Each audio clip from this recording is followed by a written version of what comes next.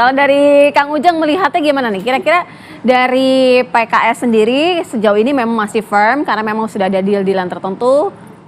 Kalau dari Kang Ujang Ya, melihatnya? saya melihatnya menarik kalau kita bicara tadi aman ya, Anies Sohibul Iman.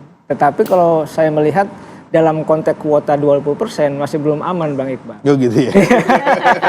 Iya, jadi agak Iya. berat. Karena begini, kalau saya analisa gitu ya, pasangan ini oke, bisa dijual. Tapi dalam konteks untuk bisa mendapatkan dukungan tadi itu agak berat. Kenapa? Partai-partai yang ada misalkan PDIP, ya PKB, Nasdem tentu ingin menawarkan juga calon wakil gubernurnya. Kami juga dong punya hak untuk itu. Nah, kesalahan PKS adalah bagi saya gitu ya, ini analisa gitu ya. Paket koalisinya belum ada, tetapi paket pasangannya sudah ada. Ya biasanya dibicarakan lebih awal dulu koalisinya, partai mana, bicara apa, berganding posisinya seperti apa, baru pasangannya dibicarakan. Ini tidak, PKS langsung mengunci nama Anies dan Sohibul Iman, dan itu sebenarnya dalam politik oke-oke saja, tapi rentan tidak akan mendapat dukungan dari partai yang lain, yang pertama. Yang kedua, saya melihat rentan juga menjadi musuh bersama juga. Nah, misalkan PKB yang tadinya mendukung, ya kan, bahwa DPW PKB mendeklarasikan Anies, tetapi ketika sudah berpasangan dengan Sohibul Iman kan akan menarik dukungan juga. Ini yang menjadi persoalan. Nah, saya mengatakan, kalau istilah saya, nanti Bang Iqbal jangan tersinggung ya. Jadi Anies ya yes gitu ya, tapi Sohibul Imannya masih no, masih loh ya, masih no. Oleh karena itu tarik-menarik dalam konteks power interplay ya partai-partai ini gitu, bahwa PKB, PDIP termasuk Nasdem agak sulit untuk bisa tadi mendukung pasangan Anies dengan Sohibul Iman ini. Ini kerumitannya di situ sebenarnya. Ini sebenarnya langkahnya dari PKS ini untuk mengunci partai koalisi lain untuk ikut bergabung atau mengunci Aniesnya supaya masuk ke jadi kader? Nah, ini dilema juga kan begini. Anies itu kan kalau bagi saya ya, ini satu suara, ceruk suara yang sama. Anies identik dengan PKS, dan Anies tanpa PKS juga agak sulit. Susahnya begitu. Jadi paket ini juga sulit untuk bisa mendapatkan dukungan. Tetapi Anies tanpa PKS juga agak berat. Ini problemnya. Jadi perlu menjadi kader nggak Anies? Nah, saya bahkan berbicara dengan juru bicara yang lain ya, Kang Pipin mengatakan ya, syarat PKS tadi dikatakan oleh Bang Iqbal bahwa menjadi kader pilihannya atau wakilnya dari kami. Karena kan kita tahu bahwa PKS 2 kali gagal menjadi calon wakil gubernur. Ketika misalkan bersaing dengan Pak Sandiaga Uno, dan Pak Sandiaga ketika menjadi cawapres juga yang jadinya Gerindra. Kan ini menjadi trauma yang panjang sehingga ya paket Anies itu langsung dipasangkan dengan Pak Sohibul Iman. Tetapi tadi dilemanya adalah agak sulit, agak berat untuk mendapatkan dukungan dari partai lain. Itu yang menjadi persoalan. Bang Iqbal, agak sulit nih Bang. Sistematisnya, matematikanya, hitung-hitungannya tadi agak sulit dapat dari partai-partai lain untuk mendukung Anies Sohibul Iman. Nah, kecuali ada kompensasi ya, kita tidak tahu. Belakang deal-dealannya di belakang gitu ya, mungkin ya. Bang Iqbal. Ya saya kira memang kan dalam politik ada yang front stage, ada backstage ya. Nggak mungkin kita ceritakan lah. Ini kayaknya penting nih di belakang panggungnya nih. Ya, jadi kenapa PKS percaya diri, kenapa PKS berani. Dan memang wajar aja. Masa partai pemenang nggak berani, nggak percaya diri gitu. Partai yang belum punya calon aja mau kok. Karena mungkin selama ini banyak ya, jadi maksudnya saat kan ini wajar. Bayangkan kita pemenang, ya, kita ketua DPRD-nya dari PKS.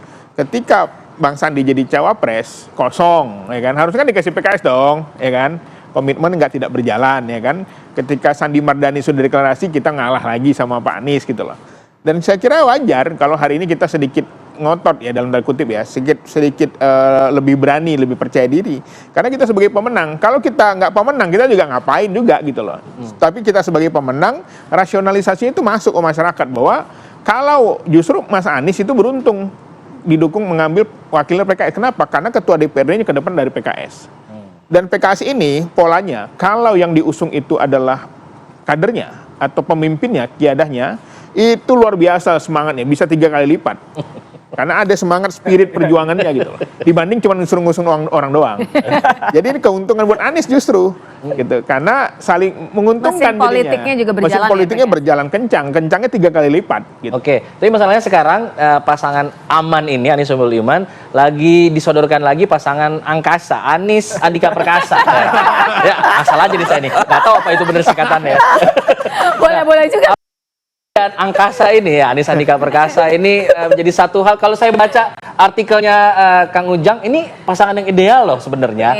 Nah, ini apakah akan tetap diajukan dari PDIP bahwa jadi angkasa terus. Anies Andika ini kemudian jadi pasangan yang firm dari PDIP, atau memang tadi kan tawarannya ada PKB yang bisa jadi poros baru nih Bang. Salah satu hal yang menggiurkan juga bagi PDIP, Andika bisa jadi cagupnya.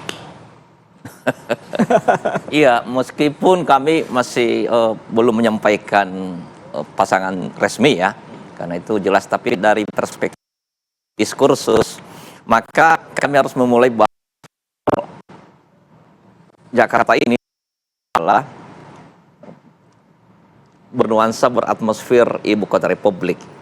Bahwa nanti misalnya jadi pindah ke IKN pun, maka Jakarta itu tidak bisa dilepas. Ada masih tetap atmosfer seksi sebagai ya? nuansa republik. Maka kita bangun Jakarta ini sebagai milik bersama, milik kita bersama.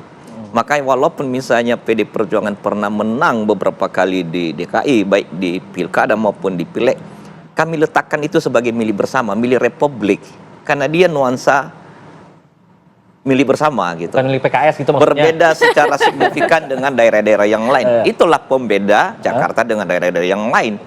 Nah, oleh karena itu maka saya kebetulan waktu di awal reformasi ini kan 2002 masih dipilih secara perwakilan oleh DPRD. Pak Sutioso terpilih. Kemudian kebetulan saya juga ikut tim waktu Pak Fauzi Bowo menang, mengalahkan pasangan calon lain tahun 2002, dan 2012 Pak Jokowi mengalahkan Pak Fauzi Bowo. Dan itu tetap pada posisi PD Perjuangan mencalonkan yang menang. Kemudian juga pertarungan sengit itu di 2017. Sebetulnya banyak pasangan calon, tapi karena ini harus lebih 50%, maka harus ada putaran kedua. Nah, dalam perspektif itu sebetulnya bukan soal pilkadanya ansih menghasilkan formasi kepemimpinan dan sirkulasi kepemimpinan, tapi bisakah pilkada ini memperkuat Jakarta sebagai milik bersama?